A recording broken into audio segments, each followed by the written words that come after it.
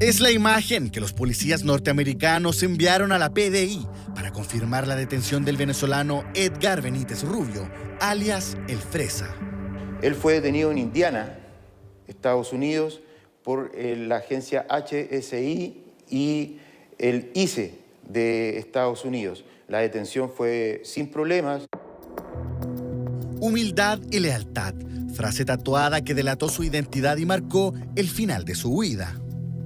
Luego se va a cumplir un año del secuestro y homicidio del ex teniente venezolano Ronald Ojeda Moreno y hemos logrado a través de investigación en conjunto tanto con la Policía de Investigaciones, con la VIPE, como con el OS9 de Carabineros, una investigación que nos ha permitido tener al día de hoy 24 personas en prisión preventiva y formalizada. Su rol en el caso Ojeda fue proveer el vehículo en el que secuestraron al ex militar venezolano, pero también habría tenido una colaboración importante en el crimen del teniente de Carabineros Emanuel Sánchez. Pero no solo eso, además en su poder está un Chevrolet blanco Onix, que era uno de los vehículos que fue incautado en el homicidio del teniente de Carabineros Emanuel Sánchez Soto, el día 10 de abril del año 2024, donde se le dio muerte en la comuna de Quinta Normal.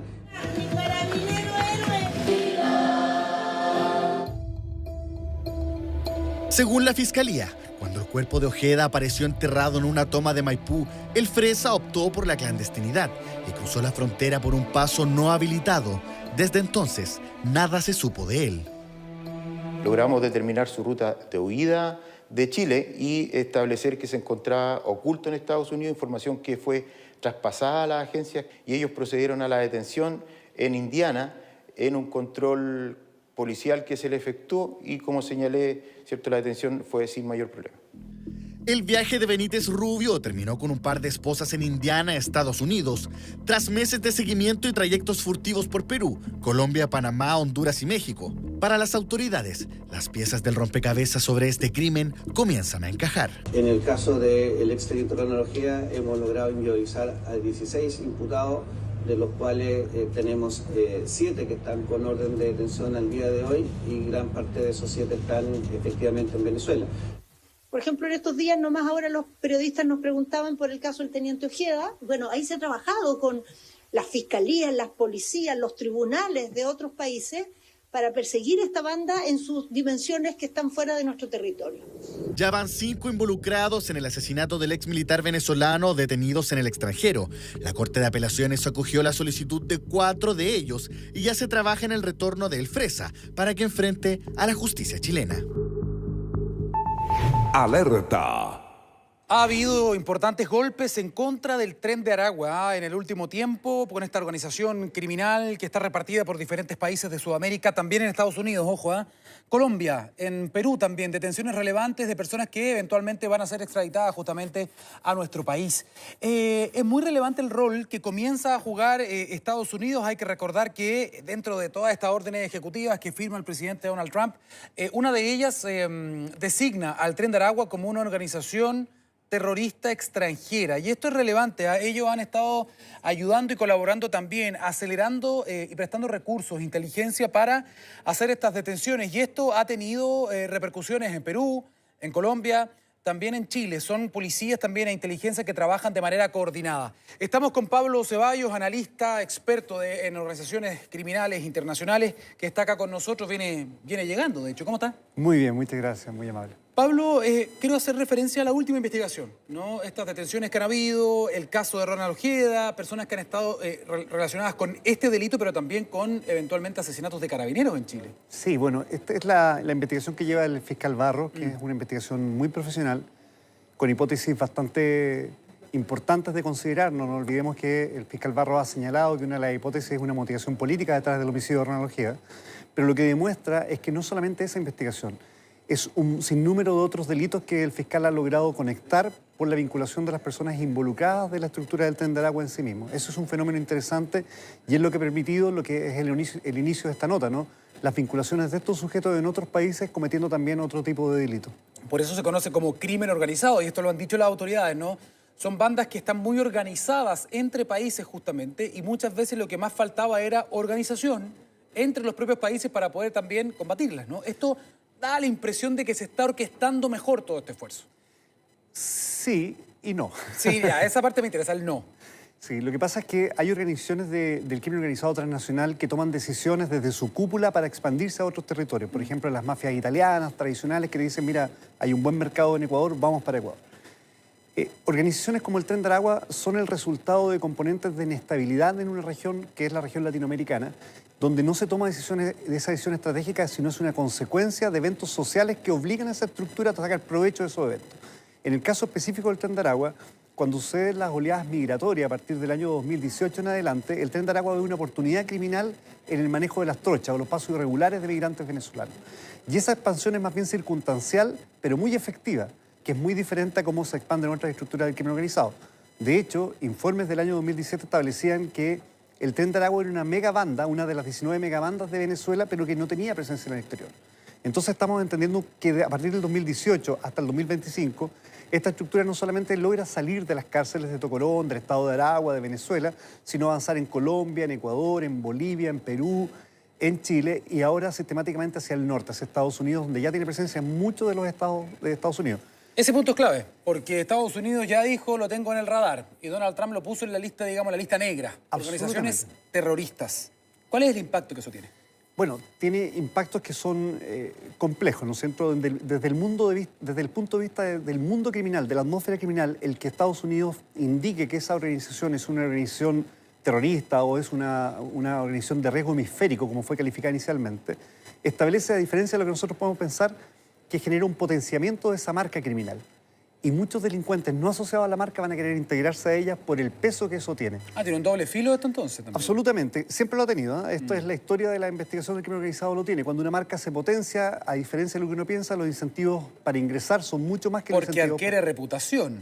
Claro, o sea, una organización criminal, por ejemplo, no asociada, que opera en un barrio determinado, al ocupar esa marca, puede saltarse de años de evolución criminal y golpear una puerta y decir, mira, somos el Tren de Aragua, te vamos a extorsionar, e inmediatamente el miedo que genera el efecto de una marca potenciada es súper fuerte. Ya, esa es la mirada negra, la mirada medio vacía que es real. Esa... La mirada quizás más optimista de que Estados Unidos lo haya puesto en su lista no quiere necesariamente decir que va a haber más coordinaciones, más inteligencia, más recursos también para poder erradicarla.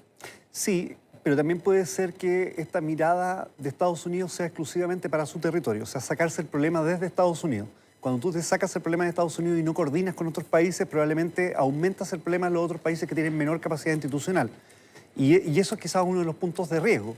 Hay que ver eso, esta es una política que estamos observando. Inicialmente hemos visto que la coordinación de autoridades de Estados Unidos con autoridades de Chile, de Perú, de Colombia han traído resultados. Pero quizás el punto más interesante aquí es que gran parte de la inteligencia que viene de Estados Unidos proviene de la propia información que países como Chile, como Perú, fueron los primeros en entender el crecimiento de esta organización criminal, entender sus lógicas de avance, entender sus liderazgos iniciales, y eso ha permitido golpes un poco más efectivos de lo que habíamos visto hace 2 o 3 años atrás. Lo que ha pasado en Perú, con detenciones también de importantes miembros del Tren de Aragua, lo que ha pasado en Colombia, ahora este mismo nota que estábamos viendo, ¿tiene que ver con entonces coordinaciones entre las policías internacionales? Sí, tiene que ver mucho con eso, pero hay un paso previo, que es lo que ha hecho, por ejemplo, la Fiscalía de Chile, determinar sujetos que ingresan a un territorio como el nuestro sin saber quiénes son, ponerle un nombre, un apellido y que esa identidad coincida con la identidad de origen de su... Es que es real, porque ese match muchas veces no está. Ese match no está y ese es el gran mérito de las investigaciones de Chile, que han logrado por diferentes medios establecer que la persona que indican como tal persona es realmente tal persona. Y eso ha permitido un avance muy rápido en estructuras que inicialmente eran estructuras fantasma, donde los tipos utilizaban, usurpaban identidades, podían decir que eran cualquier nacionalidad. Ese es el primer punto. Ya con ese punto listo, viene el trabajo técnico muy profesional, incluso de inteligencia, que ha permitido sitiar a algunas personas que estuvieron cometiendo delitos en Chile, en Colombia y generando su detención. Que esos son éxitos investigativos muy importantes. Sin embargo, es la primera parte del éxito, porque ahora en la solicitud de extradición tenemos que traerlo a Chile, demostrar que lo que se le está imputando es cierto y viene el desafío más grande, ingresarlo a nuestras propias prisiones y mantenerlo en nuestras prisiones en las condiciones que no puedan coordinar las estructuras criminales desde adentro. O sea, perdón, claramente ya se demostró que eso es muy difícil y que en algunos casos no ha funcionado. O sea, cuando estuvieron en el REPAS, ¿te acuerdas? En las celdas de la máxima seguridad, la cárcel con más tecnología, lo destrozaron todo y al final movieron algunos. Lo lograron. Ese es el desafío, lamentablemente, que tiene toda Latinoamérica y yo creo que gran parte de Estados Unidos también. Los sistemas penitenciarios siempre han sido un problema, pero la forma de entender el crimen organizado siempre ha sido desde la calle hacia la cárcel.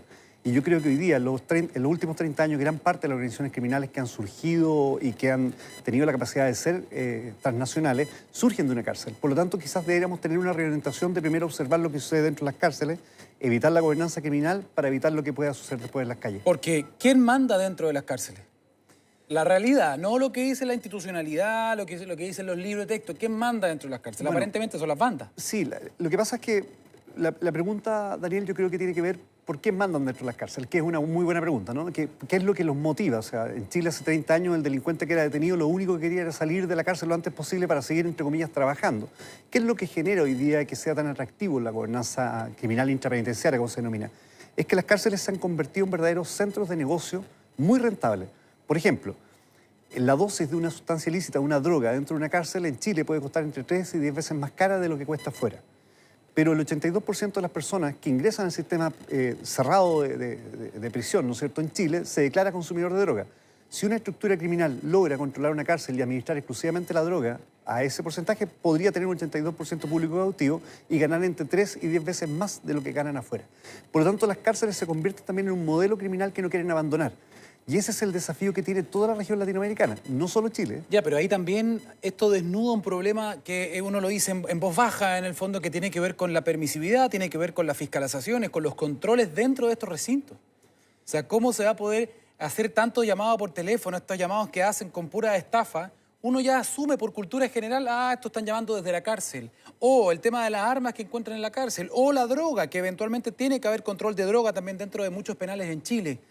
¿Cómo es posible que eso pase? O sea, eso no debería pasar en ninguna cárcel, pero pasa. Esa es la realidad latinoamericana. ¿Por qué? Mire, hay muchas explicaciones y depende mucho de las realidades locales, ¿no? Hay explicaciones para Chile, etcétera. Yo creo que en Chile tenemos un aumento sostenido de personas privadas de libertad que están vinculadas, quizás son primerizos, de menor compromiso intelectual, vinculadas con sujetos de mayor compromiso intelectual. Eso es una bomba de tiempo. Porque los sujetos menos importantes de la cárcel van a ser sometidos por los más importantes. Hay jerarquía adentro. Van a haber jerarquía, pero hay un problema que puede ser peor. No solamente la jerarquía, que obliguen a los privados de libertad menos importantes a sumarse a las estructuras criminales que dominan la cárcel. Ese es el surgimiento de los grupos criminales que han generado la violencia más radical en los últimos 30 años en América Latina. Ahora, tú tienes experiencia, Pablo, en esto. Vienes viajando, has estado en diferentes realidades carcelarias de América Latina. Y lo que tú me estás diciendo me dice, lamentablemente, este es un problema regional. O sea, esto no solo pasa en Chile, pasa en muchas otras cárceles y en casos mucho más groseros también. Pero en El Salvador, ¿por qué Bukele puede? Bueno, ¿Por qué ellos pudieron y nosotros no? Es que yo creo que partimos de una premisa que a lo mejor hay que tener un poco más de cautela. ¿En qué sentido? El modelo Bukele tiene un efecto que efectivamente uno no puede negar. Hay una disminución de los delitos en El Salvador tremendamente fuerte. Pero estoy hablando, eso es cierto, pero específicamente lo que pasa dentro de las cárceles. Sí, pero lo que pasa dentro de las cárceles es lo que nosotros hemos conocido que el Estado permite, el Estado salvadoreño permite que nosotros conozcamos la cárcel. En realidad no sabemos la realidad. Casi todas las noticias de prensa hablan solamente de un centro de detención preventiva que es el CECOT, el Centro contra el Terrorismo, ¿no? Pero ningún medio de prensa ha entrado a determinar cómo está la situación en otras cárceles. Porque si tenemos una cárcel modelo que tiene una especie de visita guiada para los periodistas para mostrar cómo funciona, en realidad no tenemos la certeza que ese sea completamente el modelo observable. ¿Y si hacen esa invitación desde cualquier penal de Chile, por mucho que intenten arreglarlo, ¿podrían mostrarnos algo como eso? Yo creo que no. Yo creo que no. Algo me está diciendo eso también. Sí, por supuesto. Sí, lo que pasa es que uno tiene que entender que estos modelos, para poder tener una visión, en el caso mío, que trabajo entendiendo... ¿Tú has ido a todos lados? Sí. Para tener una visión, uno debería tener el 100% de la información. Cuando tú tienes solamente un 50% de esa información y el otro 50% te indica que hay una especie de pacto con los criminales, que hay otras cosas que no son tan claras, que están en un área gris que no ha sido determinada, uno no puede tener una visión completa.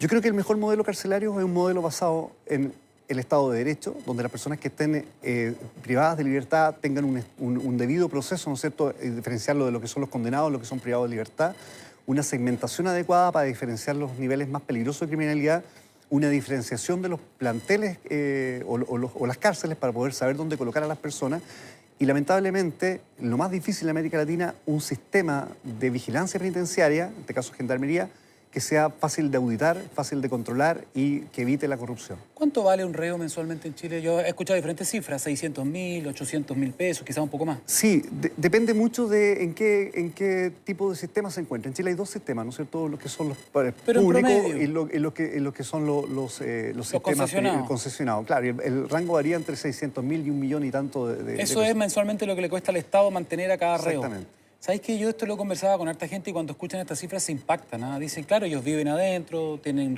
techo, tienen comida, en fin, 600, 800.000 pesos por cada uno que pagamos todos con los impuestos. Entonces, dicen, ¿y por qué no trabajan? Es una pregunta muy tirada a las mechas esa, Pablo. ¿Por qué no hay trabajo? ¿Por qué no hay reparación de calles, pintura de lugares? En fin, tenemos hartos problemas en Chile y hay una población ahí, ¿cuántos son? Casi 60.000. Sí.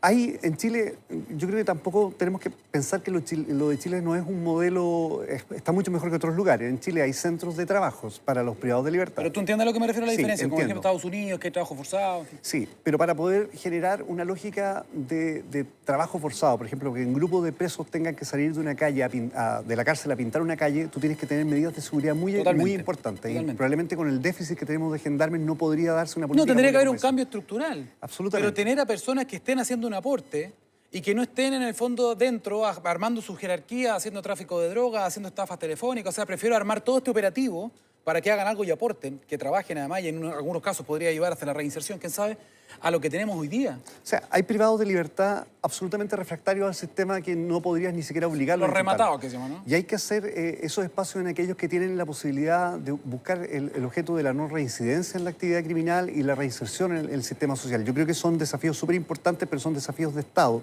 Y quizás esto es lo más importante. Para llegar a un acuerdo de esto, todas las sensibilidades políticas de un país tienen que estar de acuerdo en el diagnóstico y en cuáles son los objetivos a lograr. Exactamente. Y construir más cárceles, que puede ser algo importante, pero no es lo único, porque si iríamos replicando lo que tenemos hoy día en más lugares nomás.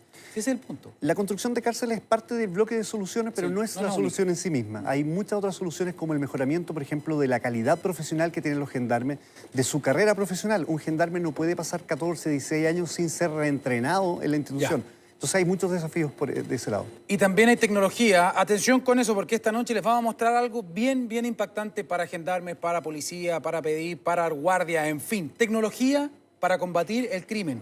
Atención con eso. Pablo Ceballos, analista y experto en organizaciones criminales, muchísimas gracias por tu presencia. Muy amable. Con esta entrevista entonces de algo que claramente es una preocupación para todos, vamos a separarnos un minuto y ya estamos de vuelta con más noticias. Mega Noticias Alerta, ya volvemos.